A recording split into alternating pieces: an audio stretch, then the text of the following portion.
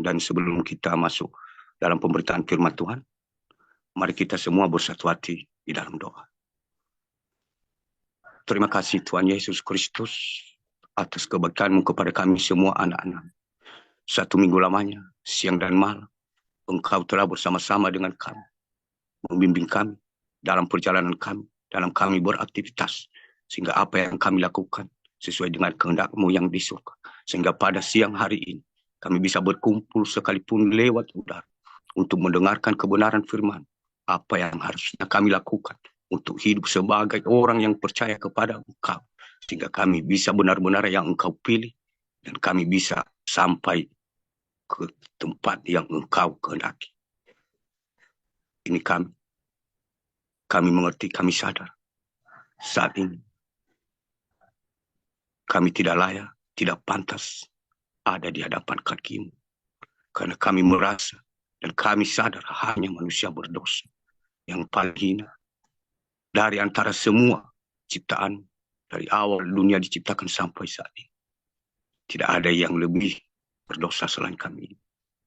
Tuhan Yesus, ampunilah segala dosa dan pelanggaran dan kesalahan kami yang kami lakukan, baik secara sengaja maupun yang tidak sengaja. Satu pun tidak ada yang tersembunyi bagi-Mu. Kami mohon berbelas kasihanlah kepada kami masing-masing pribadi.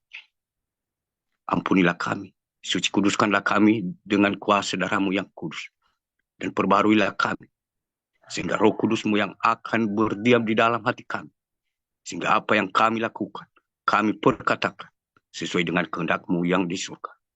Sebentar lagi kami akan membacakan kebenaran firman, dan kami hanya manusia berdosa yang tidak tahu apa-apa. Kami mohon, kami hanya sebagai alat-Mu. Engkaulah yang mengurapi bibir dan lidah kami. Engkau yang berbicara kepada semua anak-anak yang ada di Zoom, terlebih-lebih yang ada di live streaming YouTube kami. Sehingga apa yang Engkau kehendaki lewat kebenaran firman menjadi pedang bermata dua, sehingga hidup seseorang bisa diubah menjadi seorang yang percaya kepadamu. Dan di suatu saat nanti, Roh-Mu yang berkuasa untuk menjawab setiap hati-hati yang sudah keras, sehingga Engkau bisa menunjukkan mereka mana kebenaran dan mana pembenaran. Segala kuasa kegelapan, roh-roh penghulung di udara, segala yang mengacaukan pikiran kami, yang saat ini kami seiman, kami seroh, kami bentengi di mana saja kami berada. Bentengi kami dengan tiang awan-Mu di siang hari dan tiang api-Mu di malam hari. Dan tentu bungkus kami masing-masing pribadi di mana saja kami berada dengan kuasa darah-Mu yang kudus. Ini doa kami yang tidak sempurna ini. Dan biarlah segala puji, syukur, sembah, sujud, kuasa dan kemuliaan hanya kami agungkan di dalam nama Tuhan Yesus Kristus. Haleluya, haleluya, haleluya. Amin. Bapak, Ibu, saudara-saudari yang di dalam nama Tuhan kita Yesus Kristus, mari kita buka Alkitab kita bersama-sama dari Perjanjian Lama,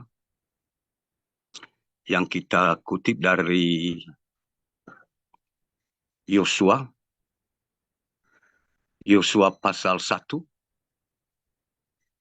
ayat 6 sampai yang ke-9. Yosua pasal 1 ayat 5, ayat 6 sampai yang ke-9. Kalau sudah kita dapatkan, mari kita bacakan bersama-sama di dalam nama Tuhan kita Yesus Kristus. Yang ke-6, kuatkan dan teguhkanlah hatimu, sebab engkaulah yang akan memimpin bangsa ini memiliki negeri yang kujanjikan dengan bersumpah kepada nenek moyang mereka untuk diberikan kepada mereka. Yang ke-7, hanya kuatkan dan teguhkanlah hatimu dengan sungguh-sungguh. Bertindaklah hati-hati sesuai dengan seluruh hukum yang telah kuperintahkan kepadamu oleh yang sudah yang telah diperintahkan kepadamu oleh hambaku Musa. Janganlah menyimpang ke kanan atau ke kiri, supaya engkau beruntung kemana pun engkau pergi. 8. Janganlah engkau lupa memperkatakan kitab Taurat ini, tetapi renungkanlah itu siang dan malam, supaya engkau bertindak hati-hati sesuai dengan segala yang tertulis di dalamnya. Sebab dengan demikian perjalananmu akan berhasil dan engkau akan beruntung.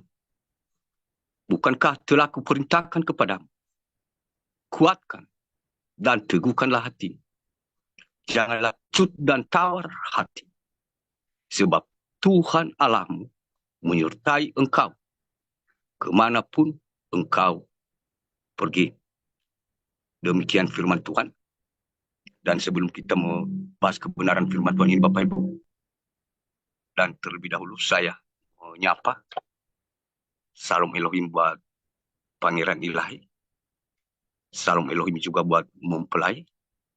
Salam Elohim buat malaikat Tuhan, nabi-nabi Tuhan, mempelai Kristus. Salam Elohim juga buat saudara-saudari pasukan 77 surgawi besi. Dan salam Elohim juga buat penonton di live stream YouTube kami. Saya mewakili, kami ucapkan selamat siang, selamat beribadah. Tuhan Yesus memberkati selalu. Haleluya, amin. Dari kebenaran firman Tuhan ini, Bapak Ibu, saya di sini hanya mengingatkan bagaimana seorang yang dipilih Tuhan secara pribadi dan bagaimana juga secara umum anak-anak Tuhan yang dipilihnya, yang dikeluarkan dari tanah perbudakan pada zaman itu, namun dikeluarkan untuk mendapatkan tanah perjanjian.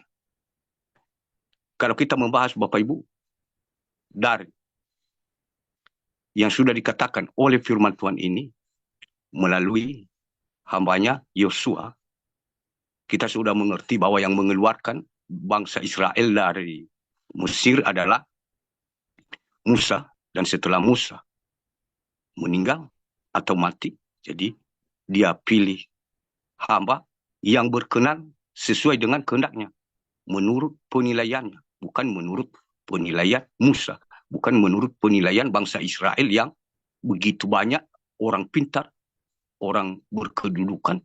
Jadi bukan itu yang memilih, tapi yang memilih itu Tuhan. Sama seperti yang dikatakan oleh firman Tuhan, bukan kamu yang memilih aku, tapi aku yang memilih kamu. Jadi itu perjanjian itu ditunjukkan kepada seorang hamba, yaitu nabinya Yosua. Di sini diberi kita pengertian dalam melakukan suatu tugas. Harus kita mengerti siapa yang memilih kita. Dan harus kita mengerti apa yang harus kita lakukan, apa saja syarat-syaratnya yang harus kita turuti, dan apa saja pelanggarannya, supaya kita bisa berkenan kepada yang mempercayakan kita itu atau yang menugaskan kita itu. Nah, di sini kita bahas, Bapak Ibu.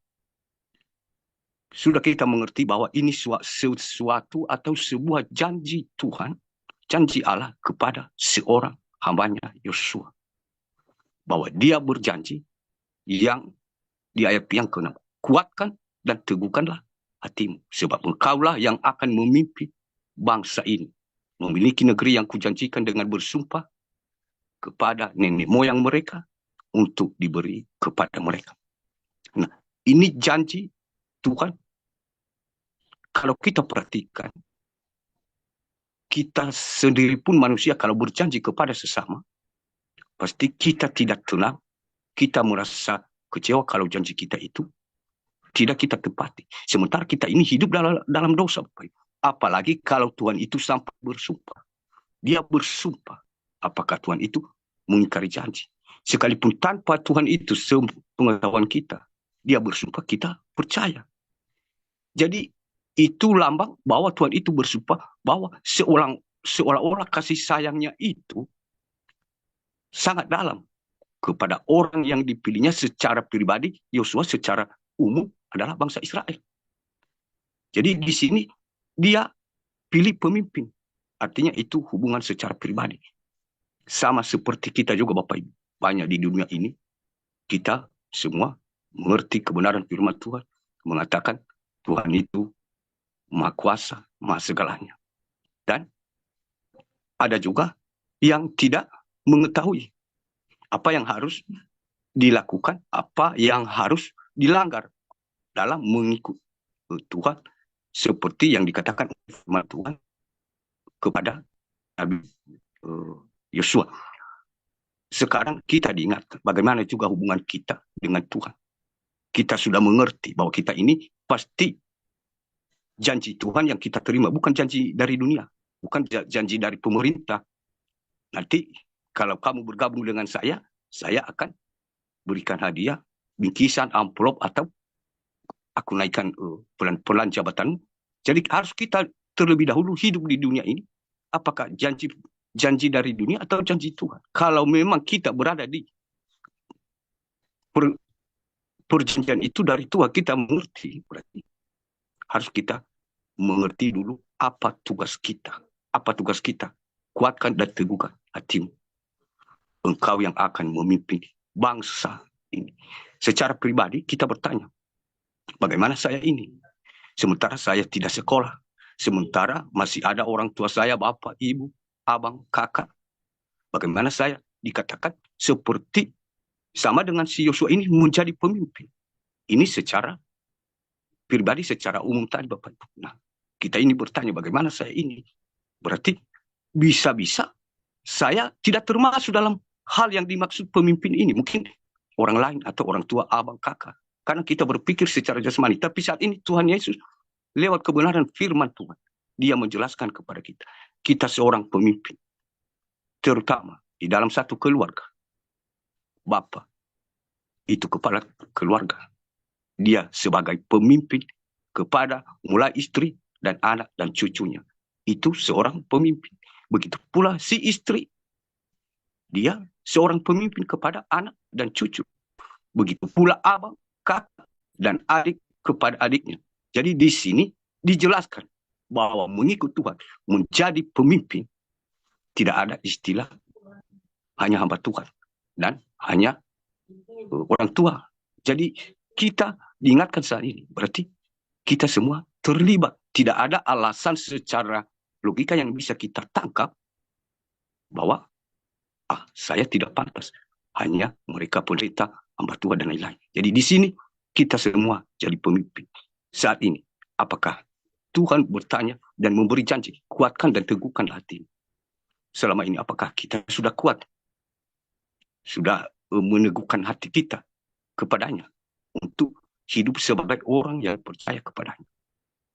Tentu saya yakin kita semua tanpa diingatkan oleh kebenaran firman Tuhan, pasti kita semua tidak ada yang mengatakan, oh saya tidak pernah tidak kuat dari lahir, saya tetap kuat kepada Tuhan. Pasti kita berkata begitu, tapi kita pertanyakan apakah itu benar muncul dari hati yang paling dalam atau hanya sekedar mengatakan supaya kita dipercayai saat itu.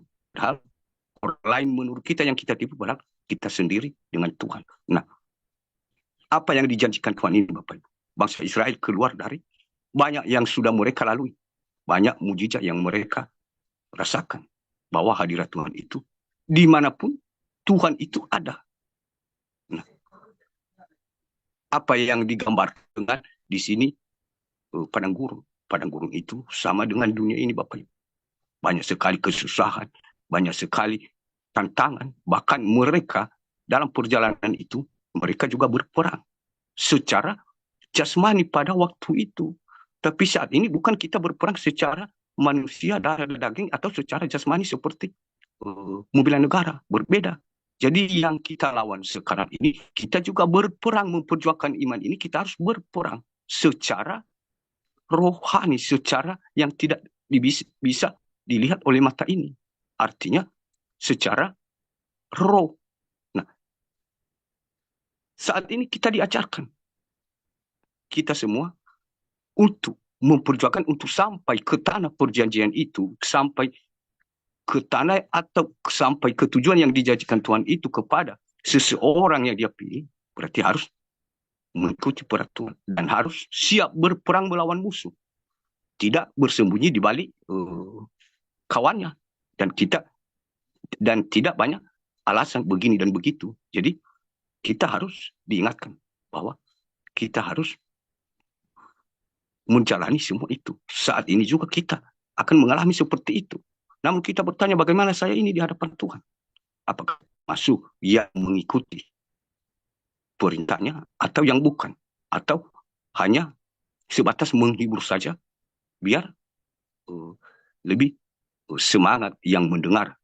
Kalau saya mungkin, ya terserah saja. Nah, dikatakan, diteruskan di sini, hanya kuatkan dan teguhkan hatimu dengan sungguh-sungguh, bertindaklah hati-hati sesuai dengan seluruh hukum yang telah diperintahkan kepadamu oleh hamba-Ku Musa.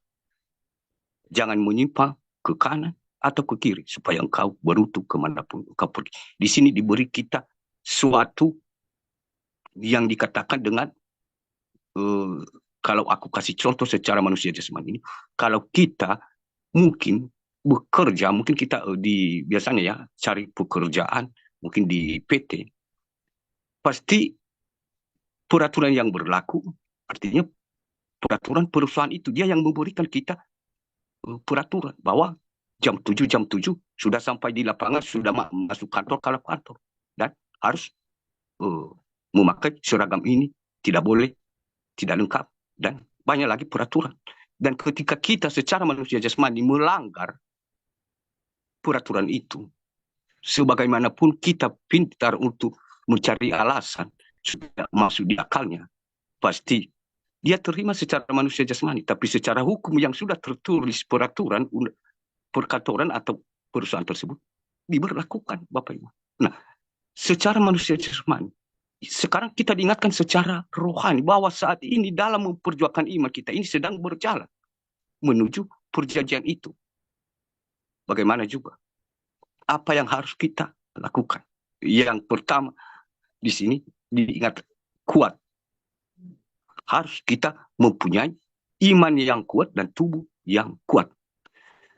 Kalau iman tidak kuat, berarti sekalipun tubuh ini dianggap ini sehat dan kuat, tapi berbeda. Jadi diingatkan bahwa yang pertama, bangsa Israel diingatkan harus mempunyai kekuatan dan meneguhkan hati. Artinya, secara fisik, secara tubuh jasmani ini, karena siang malam mereka jarang istirahat, berjalan terus. Kalau tubuh fisik ini tidak kuat, Bapak Ibu, mengeluh, berkata, ini capek, sudah beberapa tahun ini kita jalan terus, tapi masih belum sampai. Kurasa ini jangan-jangan tipuan ini, dan banyak lagi yang lain-lain yang bisa membuat kita itu, tubuh ini yang sudah dimulai lemah, semakin dilemahkan. Tapi yang melemahkan itu bukan orang lain, tapi kita sendiri, beranggapan seperti itu tadi. Jadi satu, kita harus kuat fisik, yang saat ini kita siap untuk dihina, dibully, dicaci maki, bahkan disiksa, kita siap. Jadi itu gambaran dari perjalanan di padang gurun waktu itu. Bukan lagi kita ini langsung berjalan seperti yang terjadi pada zaman dulu itu, tapi itu yang kita hadapi sekarang seperti penghinaan. Itu tubuh harus kuat. Dan yang kedua adalah roh. Roh ini artinya, kalau roh tidak kuat, artinya bisa kita berpihak kepada musuh. Karena di perjalanan itu ada yang kita hadapi. Bangsa Israel menghadapi, mereka berhadapan dengan bangsa-bangsa lain, dan mereka itu bukan hanya bertarung dengan asal-asalan, tapi pertarungan itu nyawa taruhannya. Nah, kita diingatkan, kalau roh kita tidak kuat saat ini juga, kita bisa kalah. Kita bisa berpihak kepada musuh tanpa kita sadari. Mungkin kita berkata, siapa musuh itu? Aku kasih contoh lagi. Contoh saat ini, kita dikatakan, kalau kamu tidak mengikuti ini, ikuti syarat-syarat ini, sistem ini, dan kamu harus dikejar, diburu, dan ditangkap. Nah, itu gambaran dari peperangan bangsa Israel waktu itu, Bapak Ibu. Dan saat ini kita berperang secara itu, tapi secara rohani. Apakah mereka memang ya bukan musuh secara daging, tapi dengan memperlakukan seperti itu secara roh, kita ini berperang. Apakah kita ini karena dikatakan kamu tidak bisa nanti ini itu, apakah pelan-pelan kita membuka celah dengan cara beri aku waktu 1 hari, 2 hari untuk memikirkan dulu, biar saya tidak salah melangkah. Nah, ketika celah itu mulai dibuka, berarti kita berpihak kepada musuh, bukan melawan musuh, tapi kita berperang melawan diri kita sendiri, menghancurkan diri kita sendiri tadi, Bapak Ibu. Nah, ini terjadi di kemudian hari ini. Misalkan kita diperhadapkan berperang secara rohani, kita sudah mengerti bahwa itu cara si jahat. Tidak menyentuh secara berhadapan atau berperang atau main tinju, saling memukul berhadapan. Tapi dengan roh. Dia pakai secara roh seperti dia membinasakan tubuh jiwa roh ini. Bagaimana kita menghadapinya? Apakah kita sudah siap berpihak kepada mempertahankan iman kita ini supaya bisa kita sampai ke tanah perjanjian itu? Kita diingatkan, Bapak Ibu, kebenaran firman Tuhan, kita diingatkan bahwa kuatkan dan teguhkan hatimu dengan sungguh-sungguh, bertindak hati-hati. Jadi pada saat ini yang terjadi ini berarti kita harus memiliki fisik, roh kuat terutama. Dan terus kita harus hati-hati apakah ini sesuai dengan perintah yang dari Tuhan Yesus atau Allah atau perintah manusia. Jadi ada dua perintah, ini perintah Tuhan atau perintah manusia. Sehingga kita nanti tidak menyimpang ke kanan dan ke kiri. Supaya kita beruntung kemana kita pergi. Nah, ini janji Tuhan. Ketika kita berharap kepada Tuhan, bahwa apapun yang terjadi, pasti Tuhan di pihak kita.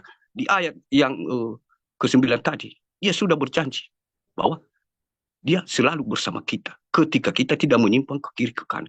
Bagaimana kita tahu bahwa dalam memperjuangkan iman ini kita sudah menyimpang ke kiri ke kanan? Nah, dengan kita mengatakan, beri aku waktu 1 hari untuk memikirkannya.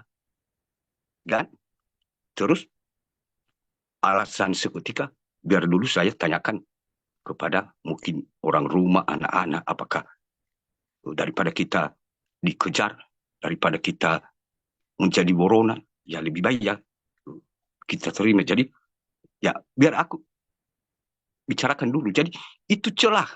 Jadi kita diingatkan, itu sudah menyimpang ke kiri dan ke kanan. Jadi kita diingatkan, jangan sampai ke kiri ke kanan. Artinya lurus, kalau ke kiri ada jurang, ke kanan ada jurang. Jadi kalau lurus tidak ada jurang.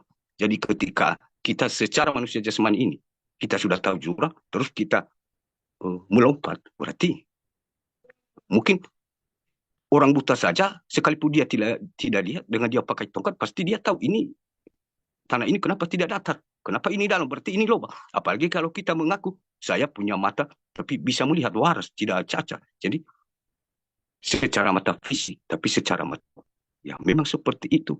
Kita harus bisa membedakan mana yang menyimpang kiri atau ke kanan, mana yang menyimpan karena kedudukan.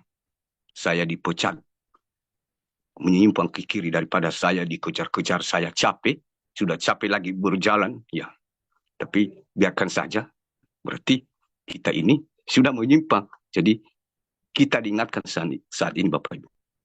Di ayat yang ke-8, janganlah engkau lupa memperkatakan kitab Taurat ini dan renungkan itu siang dan malam. Di sini kita diberi yang menjadi kekuatan kita, baik secara jasmani maupun secara rohani. Yang pertama, jangan engkau lupa memperkatakan kitab Taurat. Kitab Taurat ini Bapak Ibu, itu artinya hukum Taurat, 10 hukum Taurat dan 2 hukum terbesar. Nah,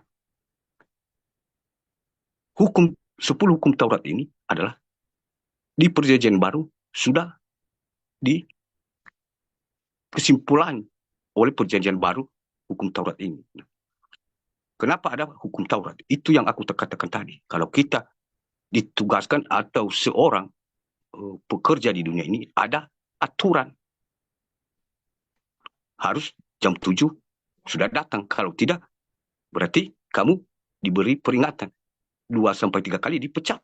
Berarti itu aturannya. Nah, yang dikatakan oleh kebenaran firman Tuhan secara rohani di sini, artinya janganlah engkau lupa memperkatakan kitab Taurat atau kebenaran firman Tuhan. Kenapa kita Taurat ini?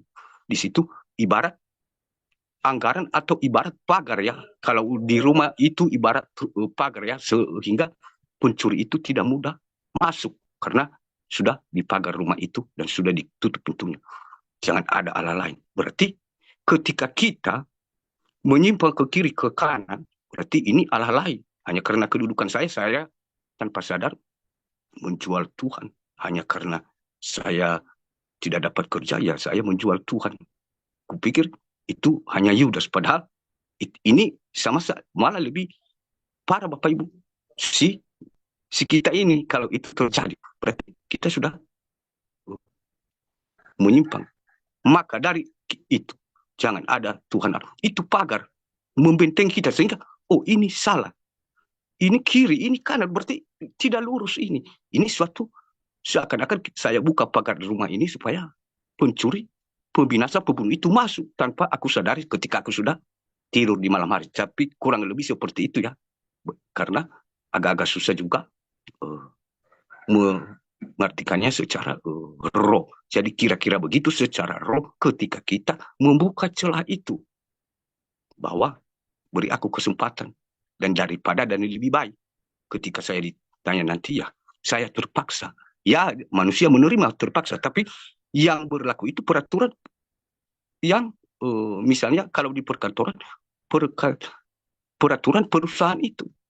Jadi sekalipun kita berkata begitu, yang berlaku itu firman Tuhan.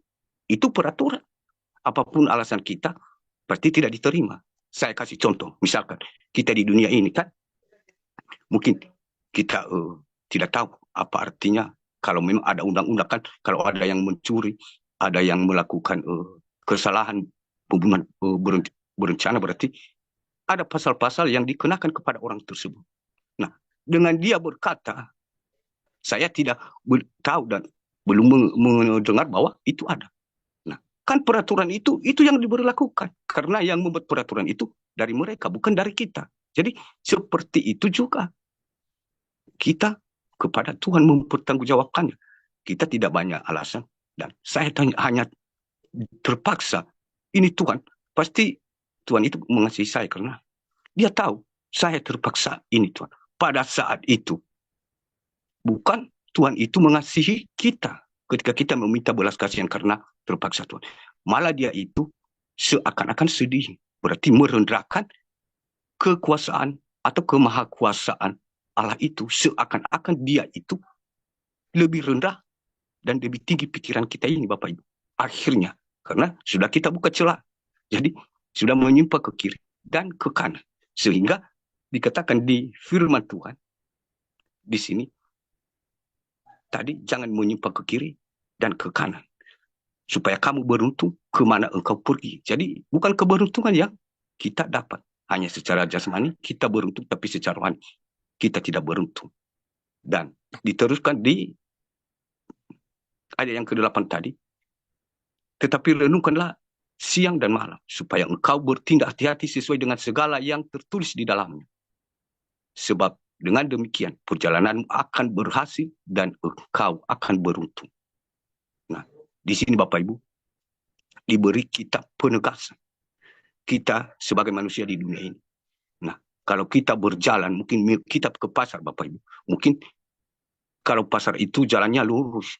Nah, kalau ada simpang ke kiri ke kanan, berarti kalau kita mengarah ke kanan atau ke kiri, pasti kita tidak sampai ke tujuan tersebut ke pasar itu, Bapak Ibu. Sehingga apa yang tujuan kita dari sebelumnya tadi dari rumah tidak tercapai. Kenapa? Karena jalan menuju pasar itu yang sebenarnya untuk belanja lurus, padahal kita ke kiri dan ke kanan. Nah, itu yang dikatakan di sini. Artinya supaya kita itu perjalanan akan berhasil dan engkau akan beruntung. Nah, kita diingatkan lewat kebenaran firman Tuhan siang dan malam, itu yang menjadikan suatu dalam kegelapan sebagai terang, sehingga kita bisa tahu yang kiri ini pohon besar, bukan jalan. Yang sebelah kiri ini atau kanan ini jurang. Berarti ini yang benar. Jadi itu yang dikatakan sebagai siang hari dari kitab Taurat atau kebenaran firman Tuhan. Kita harus berjalan sesuai dengan kebenaran firman Tuhan itu. Karena firman Tuhan itu benteng yang menegur dan yang membimbing kita. Mana yang harus kita lalui dan lewati. Mana yang harus kita terima. Bahwa itu dari Tuhan. Selama hidup memperjuangkan iman di dunia ini. Dan mana yang kita bisa tahu bahwa itu dari jebakan si jahat yang mencoba memakai manusia. Jadi sehingga kita diberi kekuatan. Di ayat yang ke-9. Bukankah telah kuperintahkan kepadamu? Kuatkan dan teguhkanlah hatimu. Jangan kecut dan tawar hati. Sebab Tuhan Allahmu menyertai engkau kemanapun engkau pergi. Nah, dari ayat yang sudah kita bacakan tadi ini Bapak Ibu. Sampai dari ayat yang ke-5, ke-6 sampai ke-8 ini. Ini kesimpulan. Kalau dikatakan secara manusia jasmani ini, kesimpulan itu ya. Seperti kalau kita mau sekolah SD, kelas 1 sampai kelas 6, berarti baru kita dapat ijazah. Berarti seperti kesimpulan dari ayat yang ke-5 sampai ke-8 ini, di ayat ke-9 ini, artinya ini sebagai tanda lulusan ya, ijazah ya. Jadi secara rohani, artinya bukankah telah kuperintahkan kepadamu, kuatkan dan teguhkan hatimu. Jangan kecut dan tawar hati, sebab Tuhan Allahmu menyertai engkau dimanapun engkau pergi. Nah di sini Bapak Ibu, ini dikatakan sebuah kunci antara pribadi dengan Tuhan. Saya sudah katakan tadi, pribadi-pribadi, yaitu kita sebagai pemimpin antara dalam keluarga, orang tua kepada anak, abang kakak kepada adik-adiknya. Berarti itu pemimpin secara pribadi, secara umum mungkin dalam satu perkumpulan persekutuan doa dia juga dipilih pemimpin. Jadi kita harus membedakan. Sementara kita yang dipimpin seperti bangsa Israel yang dipimpin oleh si Yosua, tapi bukan dalam arti mereka ini semua pemimpin atau yang dipimpin bukan dari Tuhan, tapi mungkin hanya Yosua yang berhak atau hanya bangsa Israel. Tidak. Makanya diingatkan kita bahwa kita ini tidak ada bedanya di hadapan Tuhan. Semua menjadi pemimpin. Hanya talentanya yang berbeda-beda. Karena yang memilih bukan manusia, tapi Tuhan. Karena Tuhan melihat apakah dia bisa tempati, bisa rohnya itu berdiam dalam diri orang tersebut. Apakah bukan hanya luarnya yang ibarat gelas dicuci luar, dalamnya sudah kotor. Jadi bukan hanya dia itu setia ibadah, menyanyi, memuji, sangat semangat sehingga orang-orang bersorak-sorak kalau dia yang bawakan puji-pujian. Padahal hatinya kotor. Berarti ibarat kuburan. Kuburan itu bisa terlihat dari luarnya itu kayak mulus ya, bercahaya. Padahal isinya tulang belulang. Jadi itu menurut Tuhan yang memilih itu masing-masing. Kita harus juga sadar bahwa semua itu sudah Tuhan yang memilih. Bukan seperti kita yang menilai bahwa seseorang ini yang pantas. Maka kita diingatkan bahwa kita juga hanya manusia yang sedang memperjuangkan iman. Kita diingatkan tadi ada beberapa hal. Kita harus siap berperang. Kita harus berjalan lurus. Kita harus bisa membedakan mana yang dari Tuhan, mana yang dari dunia, mana janji dari Tuhan, mana janji dari manusia. Jadi jangan kita samakan, oh ini janji manusia, ini suatu jalan berkat Tuhan bagi kita, anak-anak Tuhan. Jadi kita harus perhatikan apakah ini tidak menyeleweng dari kebenaran firman Tuhan ke kanan atau ke kiri. Sama seperti yang dikatakan tadi. Nah, perjanjiannya ini, ketika kita tidak meninggalkan salah satu yang sudah kita uraikan tadi, berarti janji penyertaannya itu mungkin yang melanggar bukan Tuhan yang melanggar sumpahnya. Jadi mungkin kita sendiri yang keluar dari perjanjian Tuhan itu karena kita tidak mau berjalan lurus. Kita mau ke kiri, setelah kiri kita lagi balik putar ke kanan. Jadi kita diingatkan supaya kita ini juga jangan sampai seperti bangsa Israel mutar-mutar terus, karena namanya aja kan kita manusia, dan itu zaman dulu. Saat ini saya yakin kita semua tidak akan terlibat. Namun kebenaran firman Tuhan dia kuatkan kita supaya kita tetap berjalan sesuai dengan kehendak, supaya kita selalu dia ada bersama-sama menyertai kita dimanapun kita berada. Pasti Tuhan ada bersama-sama dengan kita. Dengan cara yang sudah dikatakan tadi, kita harus kuat, baik secara fisik, baik secara roh. Kita harus berperang. Bukan berperang secara manusia jasmani, tapi secara rohani. Dan jangan sampai kita lupakan kebenaran firman Tuhan di tiap langkah kita yang menjadi penuntun kita. Apakah sesuai ini atau tidak. Sehingga tidak menyimpang ke kiri dan ke kanan. Dan ketika kita sudah melakukan ini, kita menerima janji Tuhan. Artinya, jangan pernah kecut dan tawar hati. Sebab Tuhan Allahmu menyertai engkau dimanapun engkau pergi. Janji ini Bapak Ibu, banyak terpanggil, sedikit terpilih. Jadi janji Tuhan ini banyak yang terpanggil, sama seperti bangsa Israel zaman dulu. Banyak mereka yang dikeluarkan dari perbudakan. Nah, tanah perbudakan ini dulu aku jelaskan sedikit sementara secara manusia jasmani. Padahal saat ini kita berkata saya bukan budak. Jadi bagaimana? Bahwa firman Tuhan ini mengatakan bahwa budak. Jadi kita saat ini bukan budak secara jasmani, tapi roh kita ini budak dosa. Sudah diperbudak oleh dosa. Dari perkataan, dari tinggi hati, kesombongan, dan macam-macam. Itu sudah diperbudak. Tapi saat ini kita semua sudah dikeluarkan oleh Tuhan Yesus Kristus. Kita sedang memperjuangkan. Jadi seperti bangsa Israel itu yang dikatakan, bukan budak secara jasmani, tapi secara rohani saat ini. Dan saya yakin kita sudah keluar dari perbudakan dosa itu. Kita sudah mau menuju keselamatan. Namun kita harus jangan bersusun, karena banyak mereka yang terpanggil. Jadi kalau kita perhatikan, tinggal beberapa orang lagi, hanya 2 orang yang bisa sampai Bapak Ibu.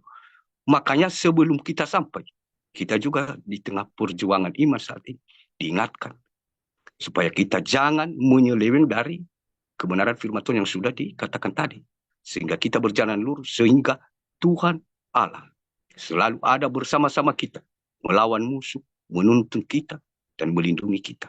Jadi kita tidak perlu takut. Saat ini Tuhan memberi kita perjanjian bahwa dia selalu bersama-sama dengan kita. Bahkan kalau kita lebih dekat lagi, secara rohani, dia memberi kita kuasa. Nah, apakah kita sudah terima kuasa itu Bapak Ibu? Itu yang kita pertanyakan saat ini. Karena kita sedang berjalan di padang gurun saat ini.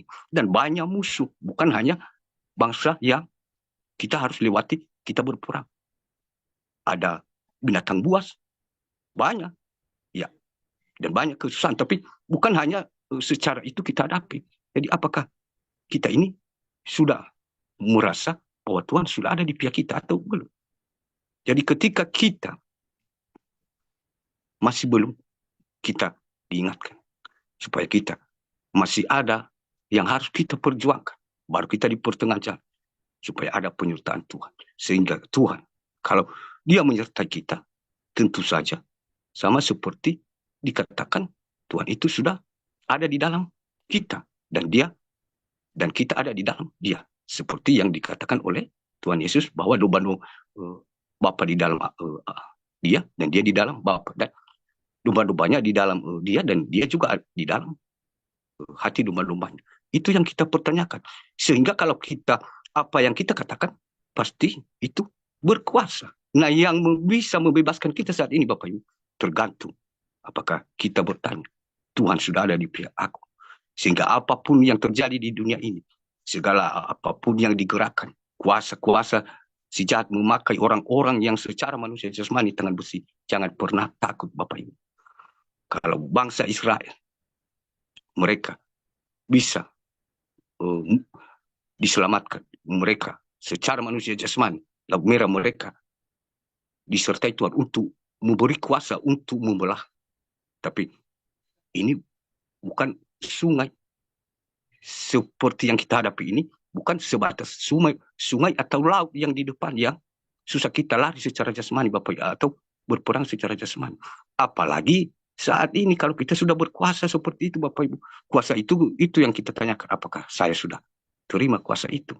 Sehingga itu nanti yang memberi kita kekuatan, sehingga kita tidak kecut, tidak tawar hati. Jangan-jangan nanti begini begitu, karena kita belum, Tuhan itu seakan-akan sudah menjauh dari kita. Dia tidak menyertai kita sehingga ada gelisah, kekhawatiran. Jadi yang membuat kita itu adalah tentang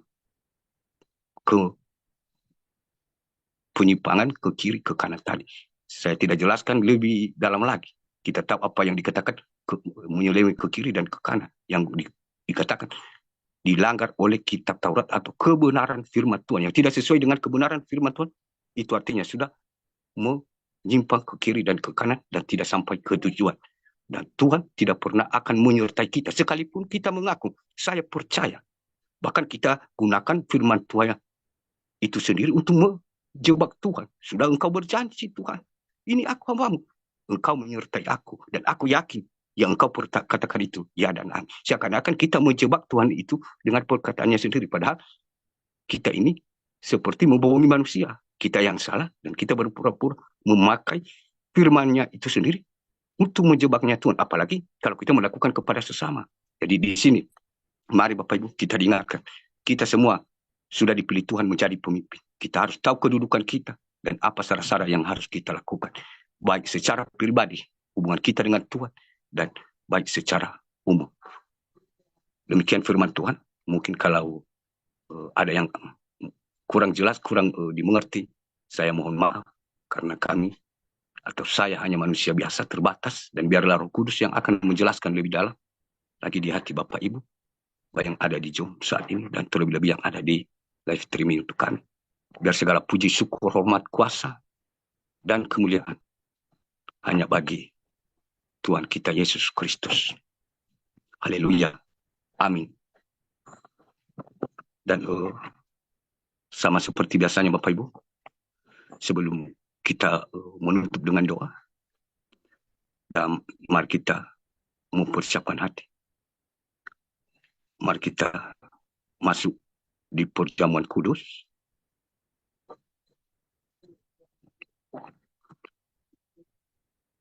Mari kita angkat roti kita masing-masing.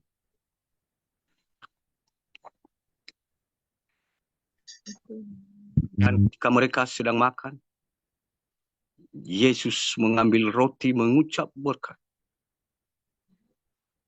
memecah-mecahkannya, lalu memberikannya kepada murid-muridnya dan berkata, ambillah, makanlah, inilah tubuhku. Di dalam nama Tuhan kita Yesus Kristus, mari kita makan bersama-sama Bapak Ibu. Amin.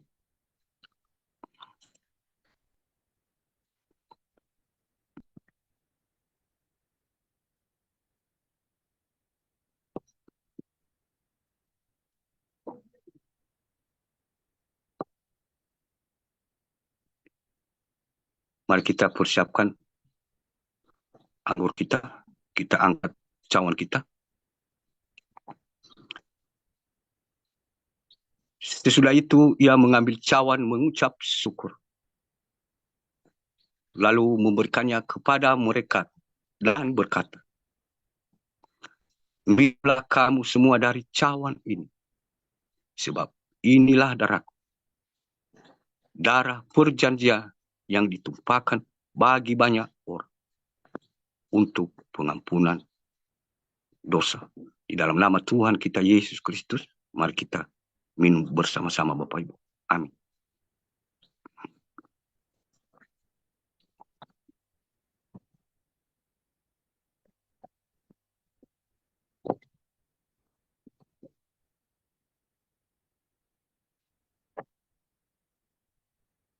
Sebelum kita menutup dengan doa, dan mari kita angkat satu lagu pujian bersama-sama, Hanya Yesus Jawaban Hidupku. Kalau ku cari damai, hanya ku dapat dalam Yesus. Kalau ku cari ketenangan, hanya ku temui di dalam Yesus. Tak satu pun dapat menghiburku, tak seorang pun dapat menolongku. Hanya Yesus jawaban hidupku. Bersama Dia hatiku damai, walau dalam lembah kekelaman. Bersama Dia hatiku tenang, walau hidup penuh tantangan. Tak satu pun dapat menghiburku, tak seorang pun dapat menolongku. Hanya Yesus jawaban hidupku. Sekali lagi Bapak Ibu. Kalau ku cari damai, hanya ku dapat dalam Yesus. Kalau ku cari ketenangan, hanya ku temui di dalam Yesus. Tak satu pun dapat menghiburku, tak seorang pun dapat menolongku. Hanya Yesus jawaban hidupku. Bersama Dia hatiku damai, walau dalam lembah kekelaman. Bersama Dia hatiku tenang, walau hidup penuh tantangan. Tak satu pun dapat menghiburku, tak seorang pun dapat menolongku. Hanya Yesus jawaban hidupku. Mari kita bersatu hati di dalam doa. Terima kasih Tuhan Yesus atas kebenaran firman-Mu yang telah Engkau sampaikan kepada kami anak-anak. Kami sadar bahwa selama ini kami berjalan sesuai dengan kehendak kami, menyimpang ke kiri dan ke kanan. Yang kami anggap itu lurus. Kami berjalan sesuai kehendak kami, dengan logika kami. Tidak kami berpegang teguh dengan kebenaran-kebenaran firman. Ini kami Tuhan Yesus.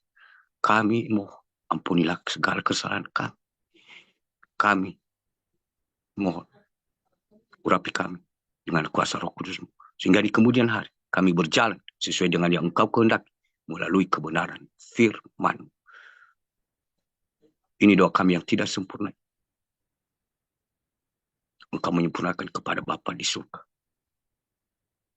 Terlebih-lebih tubuh dan darah-Mu yang dengan cuma-cuma Engkau telah berikan kepada kami, manusia berdosa ini. Lambang penebusan dosa dan kesalahan pelanggaran kami yang sudah kami. Terima kasih Tuhan Yesus atas kebaikan kepada kami. Engkau sungguh baik dan sangat baik dalam hidup kami. Dan kami percaya segala dosa-dosa kami, pelanggaran kami sudah dihapuskan. Kami sudah disucikan dari kuasa darah-Mu yang kudus. Terima kasih Tuhan Yesus atas kasih-Mu dan anugerah-Mu kepada kami semua. Di dalam nama Tuhan kami Yesus Kristus kami berdoa dan mengucap syukur. Dan segala puji, syukur, hormat, kuasa, dan kemuliaan hanya kami anggukan di dalam nama Tuhan Yesus Kristus. Haleluya, haleluya, haleluya. Amin.